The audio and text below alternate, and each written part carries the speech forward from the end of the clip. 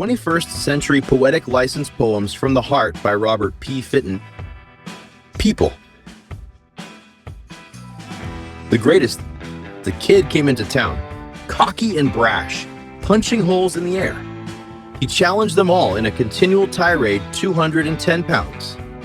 The kid, 8-1 on the bear. He had scowling, growling eyes. A mauler. He stood face to face with the kid. He was mean, and he meant to pummel and smash the kid to the canvas floor. The kid, he jabbed, a stunning left jab. He wore the mauler, wore him down, cut his face in the scalp. The kid. He could not be caught as he danced around the ring. The rounds went by and they blinded his eyes, but he crossed and counter-punched with a flailing uppercut, and when they called for the 7th round, the bear sat on a wooden stool. He never came out, and the kid was the champion of the world. That's the way it is. As the winch approaches across the winnowing bay, solo, he tacks the sunset sail in a masterful way. The rising moon, a place where men have been, sits over the bay as an ever-present friend. He loves the sea. He loves the stars. He loves to tell the story all over again. The water is smoother close to the land. A slender spirit is silhouetted in the twilight sand. He brings her around and salutes from his ship. A quick nod, a hearty grin and tightened grip. Old friends move along the garnished ocean edge. Vox populi. Vox populi. That's the way it is. The mighty cosmos. Red-tailed jets streak silver across the cosmic night. They dice the half-sliced, cratered winter moon. A cold breath signals something is not right. CNN reports you've gone away too soon. Behold the unimaginable, remarkable heavenly sights. Nebulae swirling into bottomless galactic hues. You shared, you taught the paradoxical human plight, reaching, clawing, grasping for the simple truth, and what of your exacting, unbending scientific creed? As you circle Jupiter, Io, and Ganymede in wonderment, rapture, and awe, a billion suns shining so close. Astonished, chagrined, and humbled by the mighty cosmos. The requiem for Mr. Rodman. Paratrooper leaping into the night. The hungry mongrel cuts and bites, churns and shapes and types the written words just right. This devouring craft is trapped within a torrid, lurid, selfish zone. No antidote or Purple Heart awarded for those infected by the incessant solitary tone. Barbagal daily grinded tons of flour above the river's course. Cams and gears and millstones spun by an irrepressible water force. 'Tis a rare linguistic clarity that punctuates a focused prosaic blend of Java brew inside the silver Farnsworth tube, unraveling precisely to the end. This is a requiem for Mr. Rodman, who submitted with temerity and dexterity for eternal approval. With tenacity, sincerity, and a hard-fought valediction, I above frozen Cayuga, alone, not just approving, but wrapped in silent, humble admiration. The 44th bumbling bluster, welcome, one and all. Clifford Van Dyke had a terrible night crossing the Milky Way in a yellow silk-lined kite. It was a nasty sight for Clifford Van Dyke to bounce like a pinball off the planets and stars where constellations cracked as he entered the magnetic nebula. The silk-lined kite was apprehended from a rabid Himalayan hungry dog, who sold his kite for a brass key and a peanut butter sandwich. What would Dr. Franklin say when they took it away? Sans reasoned algorithms and electronic proofs. Plato would upchucked outside the sea-bound Samos cave, when Clifford Van Dyke and Marshall Dillon spun in on a motorbike. They shot up the inner and outer cave shadows and then stole the London Bridge. And it was all reported on CNN. I do solemnly swear, said Clifford Van Dyke, I will not leave carbon monoxide on Mars. I'll do my best to blast the yachts from Saturn's rings and snatch the witch's broom from Salem's used car lot. Therefore I am in the middle of an anagram. On the road not taken ever even with a silk-lined kite. Where has my little bell gone? It rang once on Sigma Draconis when the galaxy made a single revolution. Clifford Van Dyke drank a radical potion, does not believe in God. So did the pygmies, their brains gathering under the lake's electrical storm. But God somehow liked Clifford Van Dyke anyway, or maybe it was because he now held Dr. Franklin's key. Orson Welles, this is where I came in, I heard him say, although it seemed he was here until the credits came to an end. A lengthy list of laurels in his day. And then he was tucked away too young, and then too old. Heavied in the pile, not that I wanted anything more from the man, it was his to produce black and white to the end. Submitted from an ardent and devoted fan. Like stepping into a film noir upon leaving on this day, I heard him say, "This is where I came in." A simple prayer for the common man. Oh Lord, hear my prayer for the common man. Calloused were once his vice grip hands. He rode shotgun against the prevailing winds. Stubbornness and recklessness were his sins. The common man. He lived his life sturdy and strong, sometimes right and sometimes wrong. The common man thrust his fist at wealth, beholden to no one but to he himself. God, what sins won't you forgive? Do you scratch a tally sheet for the minutes we live? 'Tis not for all of us or me to say. How the common man spent his days. Repentance and forgiveness never escape scalding embers. When will the likes of him be soon remembered? Never stared down by the likes of mortal men. It was that stranger death that did him in. They bought the box and nailed the lid until his powerful hands lay resolute and still. He is the man who broke with the dawn, destined for toil from the day he was born. The common man. Oh Lord, I say to you in earnest, this is the mighty man who ran the mighty race. He sweat, he bled, he worked at an ungodly pace. A man who staggered but refused to fall. The common man, he wasn't so common after all. Being a boy. I hold your tiny hands in mine, skin soft and smooth, I look into your brown eyes, glistening and happy too. Someday you'll be a man, and that one small tooth will be part of a perfect smile. Your short dark hair will be straight.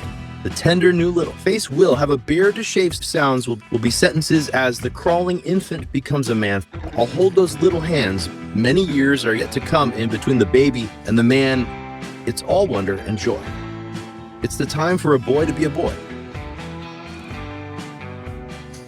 Electric Lydia. Electric Lydia's is at it again here running all over town, falling up, falling down. She fell on her bum. Now, that was really dumb. Yes, that's what I said. And just last night, she twice fell out of bed. It's quite problematic. Her hair swirls and flies in static. Did she plug in her finger? Did she plug in her toes? Or did she plug in her nose? She's electric. Electric painting circles, concentric, mixing the pixels betwixt and between her hair was alive. A splendid, magnetic dance as through the airport she pranced. And when at last Electric Lydia ate pizza, she was fed. Electric Lydia went off to bed. The man in my corner. The man in my corner watches me move. In fighting the fight, winning the win to prove that I danced the life dance on a canvas framed by rope, slipping and sliding down the snowy slope. The Crab Nebula Chromatic was once a shining star, now just a celestial remnant like the man who set the bar. Ursa Major is fixed north, above the frosted hill atop the mountain. The man in my corner is standing with me still. And still they come forever. Through the trees comes the lost twilight. The Dakota monolith looms by day and night, an eternal reminder where the stairway rises to the fatal endeavor, death past the millennium onward toward forever across the way in Central Park. The stone circle housed mementos and crayon sketches. Just a semblance of him is what they are fetching. Strawberry droppers gather from afar, hoping Johnny will strum the acoustical guitar, and still they come. The steady pilgrimage to unstitch what was done, and still they come. And still they come. A tribute to Whitney. Endless wonders never wonder when snarling vipers take hold. How sweet the sound she sang, so saintly beyond earthly bounds. Some of us, joyful girl, are denied the gift of growing old when demons enter the innocent like vulture-sniffing hounds. caught in the grip of the money-hungry, power-grabbing whores. With false praise and caring, those fakers wailed all night long. The cultural minions sent their fallen idols to heaven's door, but that sweet, sweeping, cascading sound was plundered, banished, no more. The foaming wake, Gary's gone. I want to watch the foaming wake and hasten aft along moistened rail, to behold the pathway's eternal trail. 'Tis an errant dream, an oft-repeated mistake. I want to watch the foaming wake. The world was circumpolar, electric blue deep and undisturbed, now rippled and crawling with windy breaches as the capped ethereal sadly beseeches the never-ending, surrounding lake cut by a paving, flailing wake. I want to watch the foaming wake back less than a measured nautical mile, where I last saw your certain smile at that demarcation where a slosh churns to brine your words echo in and out of time. You have departed distant and reposed beyond the wake where nobody goes. We are all drawn closer to that edge where the sea recycles and starts again, and dreams and understanding suspiciously blend. The ship is steady on its charted course yet. In the equatorial skies bursts a silent thunder. Your life has been swept asunder. Oh, how my heart aches and aches. I want to watch the foaming wake. Child of mine, they keep you hidden from my view. In the shadows, in my mind, child of mine, I want to grasp your little hand and take you home. I've waited and contemplated over all the years, child of mine, in the shadows. Tell me that it's time to be safe and here with me. Leave the shadows and come home, oh child of mine. Sleep, baby boy. Blue Bear has done his job snuggled in your tiny arms, as the music box escorts you off to the land of nod days are long for baby boy, chirping out a continuous song, mommy and daddy filled with joy. Sleep, baby boy, all night long. You'll awake to life in front of you. Always the best boy, I'm sure busy, baby boy crawling, turning and smiling too. Then it's time to close those big brown eyes, Blue Bear tucked right by your side. Safe and sound, loved and loved. Sleep, baby boy, all night long. Birthday. Not that I remember the day. I quietly slipped into the room. At first was blur and strewn with light. Dark and sometimes doom color and sounds happily paving the way. Flowering upward from that original day. Wind the clock, Ken. Ken, listen for the chimes. The pointed hands no longer climb. Did you know that time has stopped again? It must be 10, but then again it could be 3 or 4 p.m. The brass shell has a spotty shine. Perhaps it's 11. Just wind the clock, get going. Ken, oh yes, the clock is an heirloom. Yes, I know from France at the century's beginning the metal key is worn and thinning. But Ken, the clock's not running. A wedding gift of sculptured glass placed precisely within the solid brass. From another time and place with intricate roses feathered on a porcelain face, he finally pulled open the hidden door, reflecting on the mantle the fires roar. Today they think it queer to place a clock key securely in a gear. I hear numerous, bunched up striking chimes. He pushes the pendulum back and forth. The mercury-filled tubes make it go, making up for all the time that's lost. On this winter's eve, it's hard to believe time is restored. Time is snared. And by the far side, Ken's asleep in the chair. Simple he lived and simple he died. Stubborn and strong, devoted and true, each man is given his sum to work and work upon, given a choice from what he has and what he has done as life unfolds. For 80 years he faced each day in a way only he could see, in a way only he could be. Simple he lived and simple he died. So bright he shone behind are the seeds the man has sown. He died simple and true, that simple man that we all knew. On Regalo de Dios comes destiny, the baby's cry, but I cannot see. En la grande isle es un árbol de araucaria. My journey was long from the distant land, for God has entrusted his future in my hands wrapped in linen cloth. With a mass of raven hair wonders, am I dreaming he is here? I feel his warmth, I feel the life within. Like a mighty sunrise, a new day begins. The tiny infant will become the man. Grounded in truth and perseverance he will stand. He will fight the fight with all his being. Un regalo de Dios. Un regalo de Dios. Heaven's Gate. The gates of heaven open and angels sing when I hear your joyful tune. A grasp for the eternal perfect bliss, if for but a moment's fleeting wish. Melodic structures, yet freely flowing. Pure is the soothing sound you bring. The gates of heaven open and angels sing. Sun through rain. Baby tears. What went wrong? When you were sitting there, laughing out loud atop your high chair, laughing while crying like the sun casting rays through the rains below. As the sunlight plays on autumn leaves, you giggle, you cry baby tears. What went wrong? The children, when we were young, alongside us in school, day by day, way back then, names and faces commonplace. Week after week, way back then, they were a part of our lives, a world within a world, year after year, way back then. An innocence shrouded their pristine faces, and we never saw them again. The mighty fortune, saving up pennies, nickels, and dollars, seeing a fortune grow taller and taller, watching interest vastly accrue, spending nothing on things to do, an investor in bonds. So to speak, seems the market has reached its peak, a runaway tide of dividends lost bankrupt. Throughout and across, I've been putting it all away. Cashing receipts for my pay, stirring up a mighty magnificent mess, amassing a fortune in loneliness. Mr. Salt and Mr. Brine dined on dainty dirt and elderberry wine until their two shiny heads began to spin.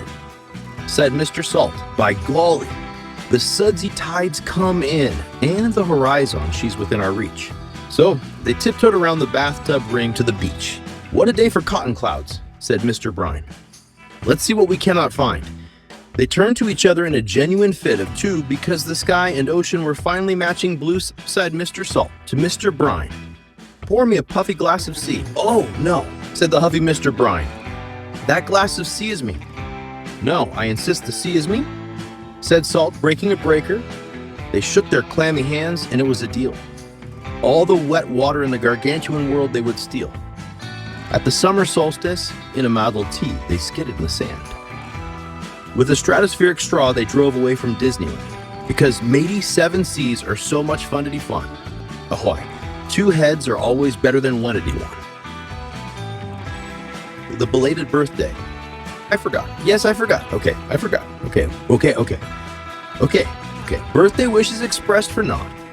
Damn it, I forgot. Yes, I forgot. Yesterday I forgot. And the day before I forgot. Not even a casual thought.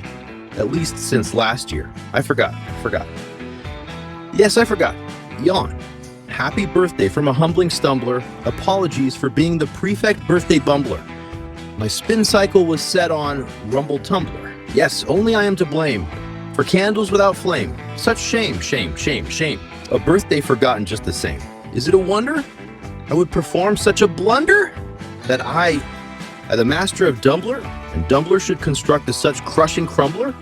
From the depth of this stumbling fumbler, come the words ever so humbler. With conviction and vibe I say, happy belated birthday, yawn, 3 days past. I truly lost my way, I say, okay? I did, categorically, undeniably, irresponsibly, so happy birthday. I really mean it, I do. Yawn, as I hang my head the rest of the day. Mumbling. Happy birthday, happy birthday. The man across the church. The man across the church is standing there still adjoining the choir like a silent whippoorwill. The man across the church arrived. Every week, his presence before God for his soul to keep. The man across the church is white-haired with no panache. He strides in shorts, silently, and has a full-curled mustache. From where he came and from whence he went bore no resemblance to why he was sent. He entered young when the church was first built. God's terrible swift sword is best grasped by the hilt. The man across the church had dark hair and upright posture. With years ahead, it was a strength to life he fostered. Why should I stop to care that the man across the church is always there? Faith in God and forgiven human sins foretell not the presence of the man, but the presence within. Who is who? 24/7's, oh God, the rumbling treadmill never stops. Didn't the newspaper ad tell her this was a thankless job? Running the daily marathon until she twists off the light. Her eyes open, ceiling wide. Wait, is everyone all right? Who snuggles in the middle of the night? Who arrives to help you fight the fight? Who picks you up whenever you fall down? 24/7, she's always around. When you speak or sing or boast, she listens. And when she is proud of you, her eyes glisten. If you veer away, she stands firm with arms folded. 24/7, she'll always love you. She has real work and helps with homework. Who walks the dog and shovels the snow? Her hugs are free, just like her smiles. And the song she sings all the while. Who cleans the house and cooks the meals? Who checks your forehead to see how you feel? Who is there to guide you through life's storms? The one and only, the indisputable, the undeniable, the stupendous Mom. Did I leave anything out? The Nightingale's Song. The Nightingale's song faded within the sunset's golden glow. How beautiful her perfect nightingale song was. How wondrous was the exotic, quixotic, sonorous night. Perched hidden above as the balmy breezes flow. Deep in the woods hers, a sweeping, majestic, and lofty forever flight.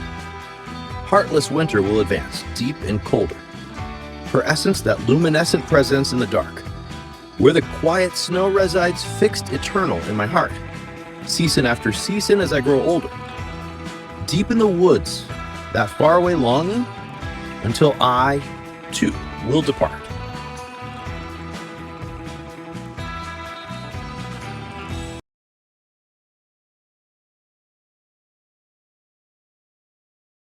He loves the sea.